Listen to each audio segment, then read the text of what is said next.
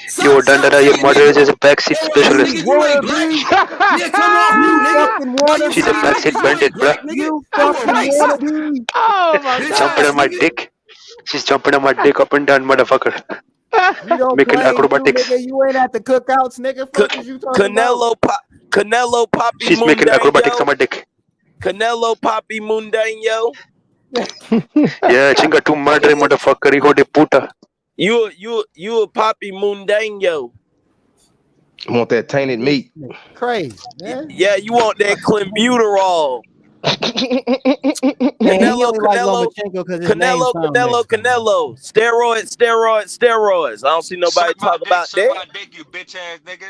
You a bitch, you ain't black nigga. Stop saying nigga. You ain't black. Yeah, stop saying the N-word. Stop saying the N-word, motherfucker. Calling people niggas and shit. You ain't black.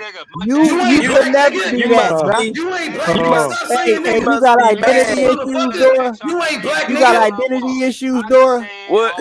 You got identity issues, don't you, Dora? You ain't black. You got identity issues, don't you, Dora? Hey, nigga, he ain't black. hey, you know why? Because he done had a black daddy all his life, like you said. Oh yeah. Yeah, that's why he had a black step pop all his life. You know what It's I'm saying? okay to have Yeah, he's mad because his mother got fucked, man. It's okay to have a black. Hey, it's okay He had a to black step pop all his life. That's why it's he's okay saying to that. have a black. It's okay to have a black stepdad. Next up, we gonna run the bitch. We gonna He's mad because his sister with the Hoovers. We gonna game bang the bitch next. You know what I'm saying? Pops got him feeling like a nigga. We gonna have You know a what I'm saying? crime Pops got like him feeling like a nigga. we gonna have him crying like Canelo after the Bivol fight. Yeah. That's right, Dundar. I'm fucking your mother with the stamina. I got stamina in your mother, motherfucker. Yeah, those back shots. Those good back shots. Yeah. She's getting those good back shots all night long. Backseat bandit. She's a backseat bandit, bro. The police put the light on us. The police put the light on us because I was fucking her. They tried to arrest me, bro. I was going too rough. Fogged up. Yeah, I had the window fogged up and the police put the light on us. And I was like, fuck. And I skirted off. Police chase with his mother in the backseat. And my black little shorty, she about to suck the skin off my egg. So how about that? Never. You get no pussy. You get no pussy. Your mama did what to you? That's your little shawty, You but said she your get mama ready. did what to you? You Oh, you gross in a motherfucker, bro. You She ain't probably your just mama got finished from nasty, sucking dog. dick. Y'all some nasty motherfuckers. How about that? Man, she doesn't want that 2-inch. She doesn't want that slim. She doesn't want that slip, motherfucker. We talk boxing and you gotta go there, you lame motherfucker. So let's talk boxing, big goat. So stop lying, motherfucker. You guess what? You been talking bullshit anytime you talk boxing. You Nigga, said I'm not your Salio motherfucking friend. is You a wanna come good in here boxer, talking this nigga. crazy shit? Fucking clown. You can't be on his channel You unless want to talk you boxing? certified dickhead. Why did Lomachenko lose twice? Why did Lomachenko lose twice? Let's start with that. Why did he fucking duck Devin Haney and vacate for that fucking French fries title? What about that? Suleiman out here giving out French fries titles. Fucking large McDonald's fries Why and is shit. Loma big? And Why look the who got franchise belt? Hey, and look who got the 2 titles: Lomachenko and Canelo. Y'all keep interrupting, King. Okay, go. Speak up, motherfucker. Turn your motherfucking mic up, nigga. Broke ass. Bring that motherfucking mic gain up, nigga. So I'm gonna talk that shit. Yeah, how about you shut the fuck up? Mic up, nigga. Everybody up here got a loud mic. Your mic quiet than a bitch. Turn that bullshit up. Yeah, he got that cheap mic. Turn your shitty ass mic up, nigga. Can I answer now? Yo, he sound like he's in the McDonald's booth. McDonald's booths. You know that mic they have in the drive-thru? This is why he's speaking with. Can I take your order? Can I answer now? Y'all gonna keep dick riding Devin Haney? Okay, answer what the franchise belt. Why you don't like Devin Haney? Why you don't like him? Why you don't like him? Canelo? I never said I don't like him. I never said I don't like him. I just said why you hating on him? Canelo? Why you dick riding Loma? Why you dick riding Loma? And he Stop acting like Haney ain't got more accomplishments than Lomachenko. It's only one reason because he's What black. you talking about? Man, shut the fuck up, Only one reason because you shut the fuck up. Yo, relax. You shut the You fuck shut up. the fuck up, bitch. shit, bro. You Yes, I gave you ass address, okay? You hoe. Nigga, you Your shut the mom's fuck a hoe. up, nigga. Ain't nobody here listening to Dandara, that what bitch about ass. my address?